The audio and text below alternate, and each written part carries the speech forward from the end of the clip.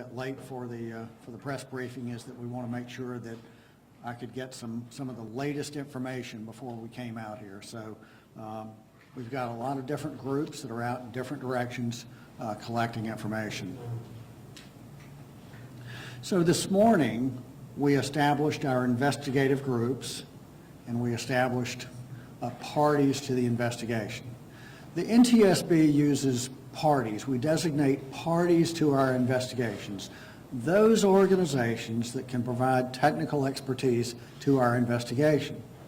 And so the parties so far that we've designated are the Federal Railroad Administration, California Public Utilities Commission, Caltrans, Metrolink, the Brotherhood of Locomotive Engineers and Trainmen, Oxnard Fire Department, Oxnard Police Department, the International Association of Sheet Metal, Air, Rail, and Transportation Workers, and Union Pacific.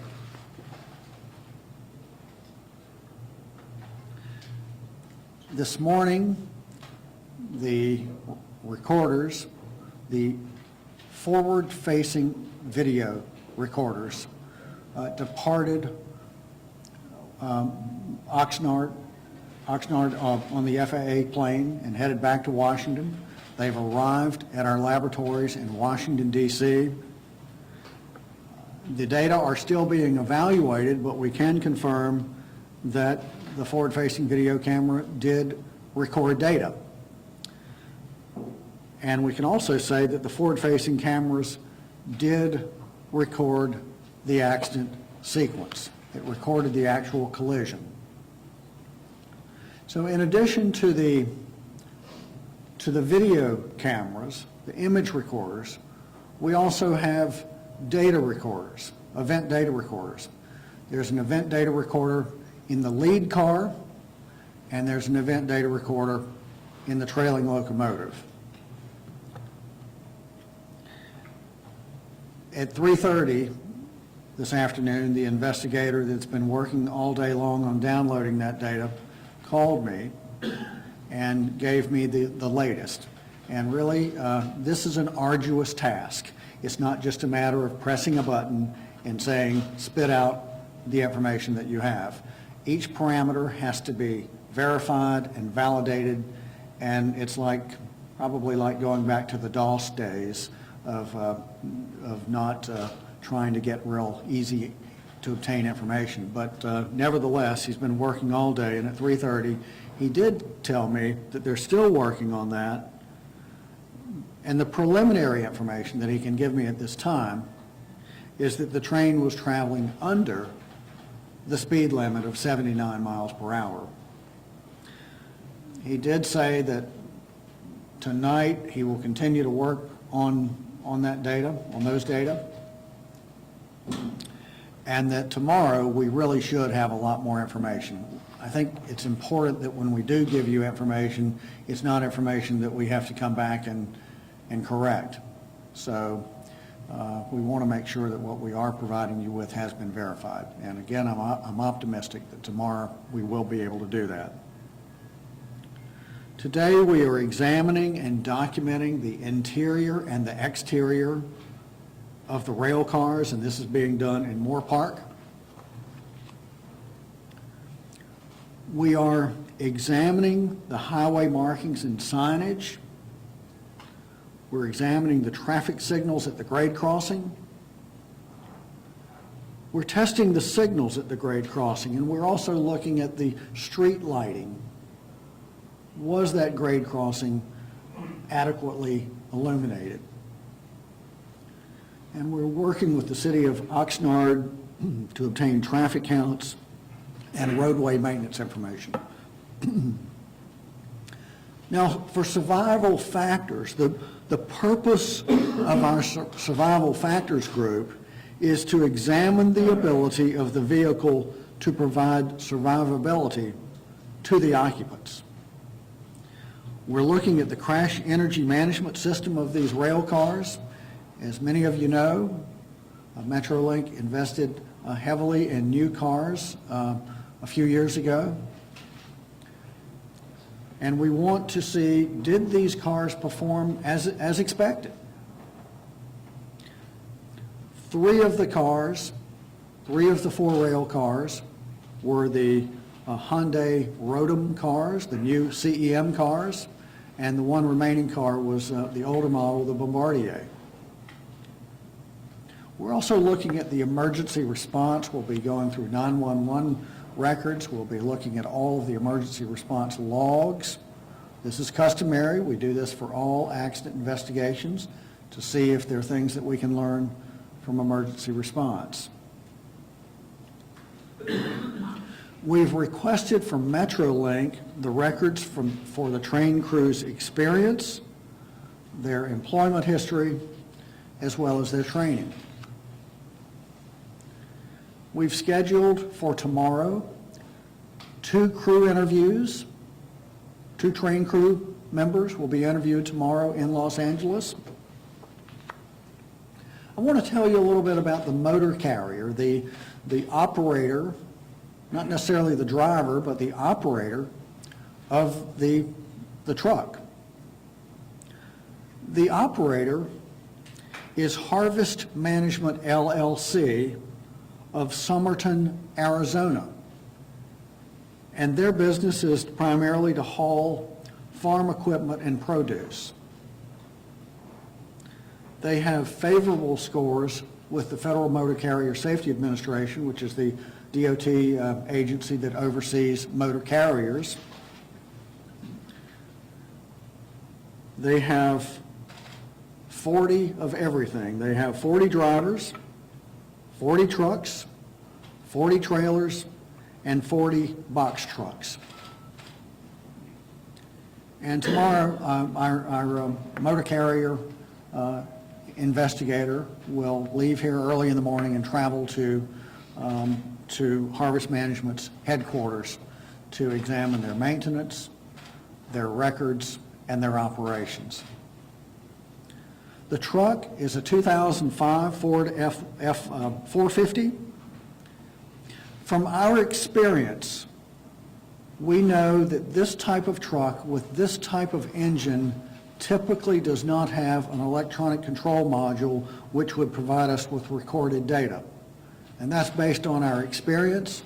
However, we are still going to try to get into that engine and confirm whether or not it does have and provide recorded data.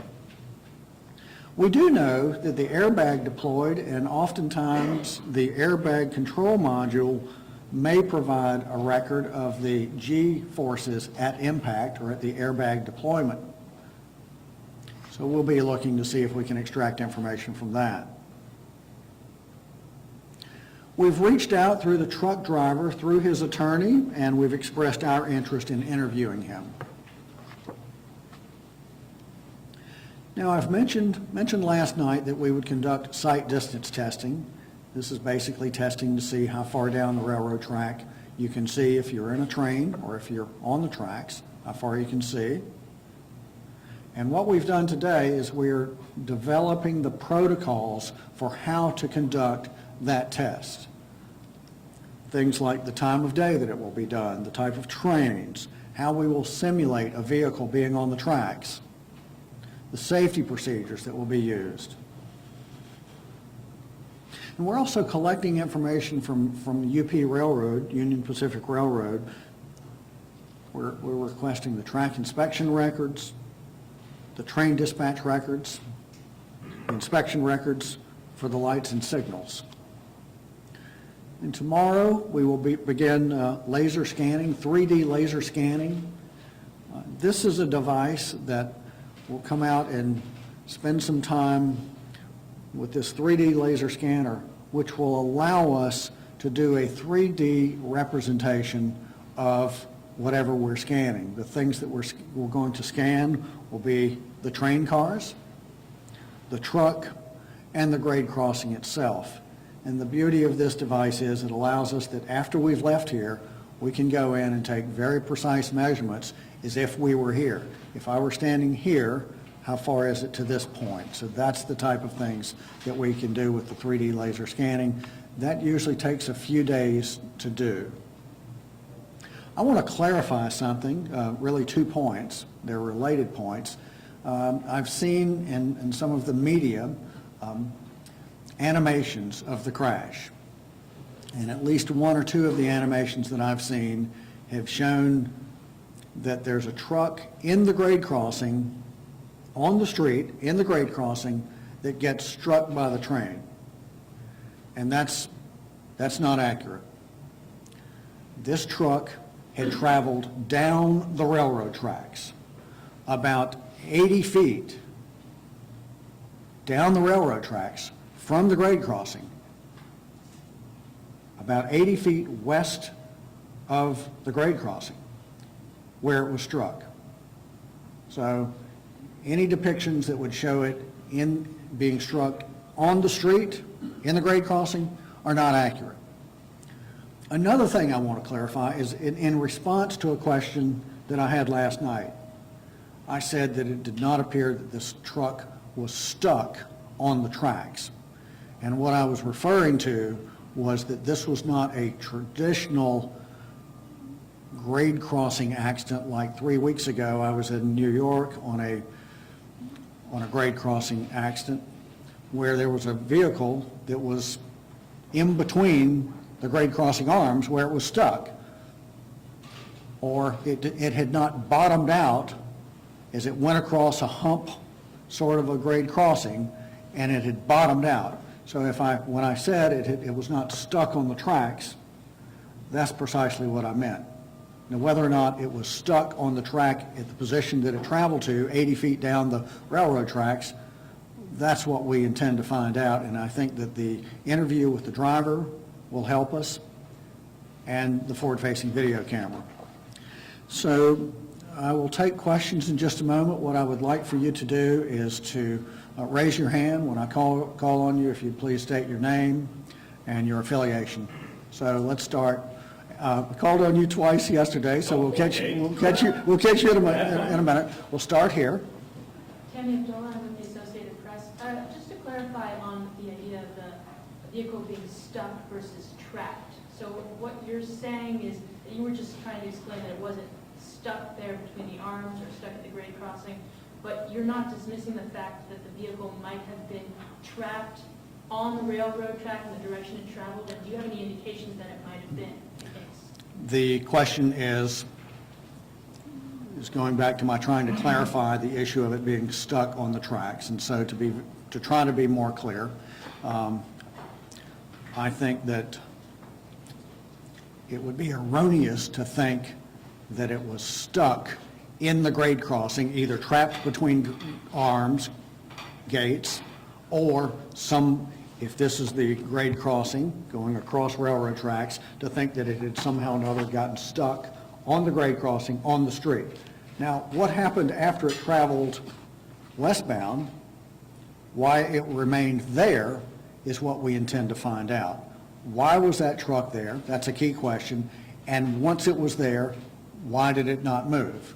And so I hope that that's clarified, but I see question in your face. Yeah, I mean, are you guys dismissing the fact that it could be stuck there, or are there any indications that what was put forward from the driver and his attorney was that he was trapped, he could not get over it? Well, okay, so have we dismissed the notion that he was actually stuck on the rails once he left the grade crossing? Have we dismissed that notion? And the answer is no. We have not dismissed anything. We're here to just collect information, and at some point we will make a determination as to whether or not we feel he was stuck.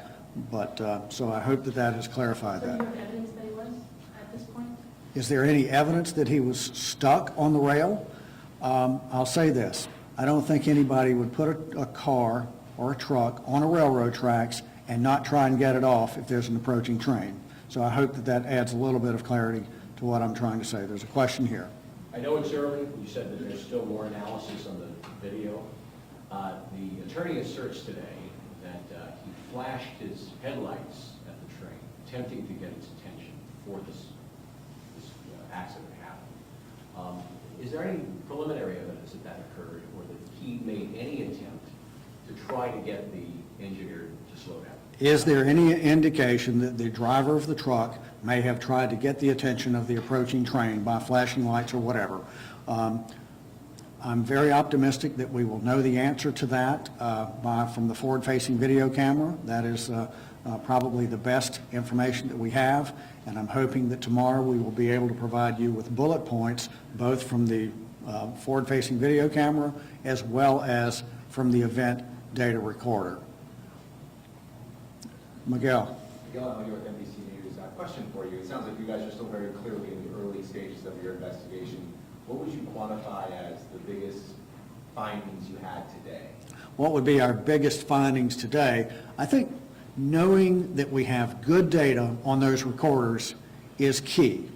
As you can tell by my answers, a lot of what we're doing is contingent on what we learn from those recorders. So just having good data is very important.